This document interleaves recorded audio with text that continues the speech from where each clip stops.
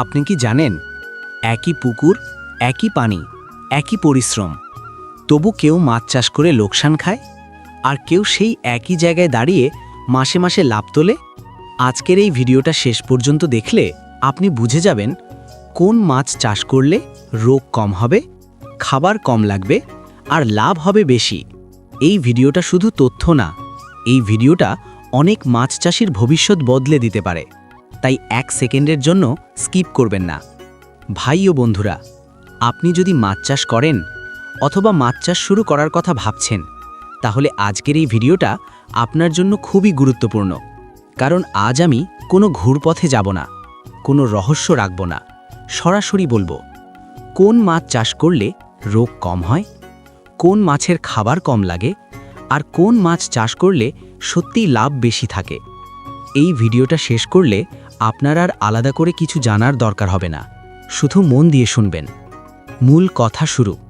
ভাই, মাছ চাষের লোকসান হয় মূলত 3টে কারণে। 1, মাছ বারবার রোগে পড়ে।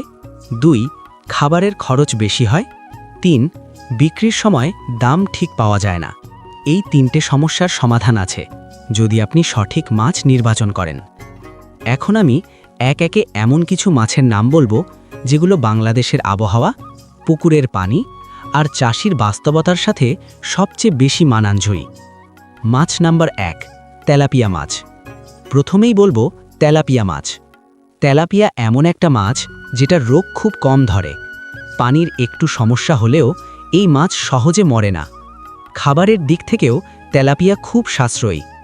কম প্রোটিনের খাবারেও এই মাছ ভালোভাবে বড় হয়। সবচেয়ে বড় সুবিধা, 4 থেকে 5 মাসেই বাজারে বিক্রি করার মতো সাইজ হয়ে যায়। বাজারে এর চাহিদা সব সময় থাকে, দাম খুব একটা পড়ে যায় না। নতুন চাষিদের জন্য তেলাপিয়া সবচেয়ে নিরাপদ মাছ। মাছ নাম্বার 2, পাঙ্গাস মাছ। এরপর আসি পাঙ্গাস মাছ চাষে। পাঙ্গাস মাছ চাষ করলে রোগের ঝামেলা তুলনামূলকভাবে কম হয়। এই মাছ নিচের খাবারও খায়, তাই অতিরিক্ত খাবার দিতে হয় না। পাঙ্গাস দ্রুত ওজন বাড়ায়। 6 থেকে 7 মাসে ভালো সাইজ হয়। যেসব চাষির পুকুর একটু বড় এবং নিয়মিত খাবার দেওয়ার সুযোগ আছে, তাদের জন্য পাঙ্গাস লাভজনক মাছ। মাছ নাম্বার 3, রুই, কাতলা আর মৃগেল। এখন বলি দেশি কার্প মাছের কথা। রুই, কাতলা আর মৃগেল, এই মাছগুলো একসাথে চাষ করলে এটাকে বলা হয় পলিকালচার। রুই পানির মাঝামাঝি থাকে, কাতলা উপরের দিকে, মৃগেল নিচের দিকে খাবার খায়। ফলে এক পুকুরের সব খাবারই ব্যবহার হয়, খাবারের অপচয় কমে। এই মাছগুলোর রোগ তুলনামূলক কম আর বাজারে চাহিদা সব সময় ভালো। যারা একটু ধৈর্য ধরে 8-10 মাস চাষ করতে পারেন, তাদের জন্য এই মাছগুলো খুবই লাভজনক। মাছ নাম্বার 4, শিং ও মাগুর মাছ। এখন আসি শিং আর মাগুর মাছের কথায়। এই মাছগুলো খুবই শক্ত প্রাণের। পানির অক্সিজেন কম হলেও এই মাছ বেঁচে থাকতে পারে। রোগ খুব কম হয় আর বাজারে দাম সব সময় বেশি। খাবার খরচ একটু বেশি হলেও বিক্রির সময় সেই খরচ উঠে আসে আর তার ওপর লাভ থাকে। যাদের পুকুর ছোট বা ট্যাঙ্ক বা ঘের আছে, তাদের জন্য শিং মাগুর ভালো অপশন। মাছ নম্বর 5, কই মাছ। কই মাছ আরেকটা দারুণ মাছ। এই মাছ রোগে কম পড়ে, খাবারের ওপর খুব বেশি নির্ভরশীল না। বাজারে এর দাম ভালো আর চাহিদা সব সময় থাকে। বিশেষ করে গ্রামের বাজারে কই মাছ বিক্রি করতে কোনো সমস্যা হয় না। গুরুত্বপূর্ণ পরামর্শ।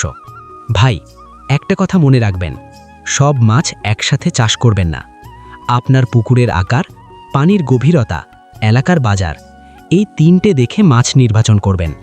কম মাছ, সঠিক মাছ, এটাই লাভের আসল সূত্র। শেষ কথা, আজ আমি আপনাকে সব কিছু খোলাখুলি বলেছি। কোন মাছ চাষ করলে রোগ কম, খাবার কম আর লাভ বেশি, সবই বলেছি।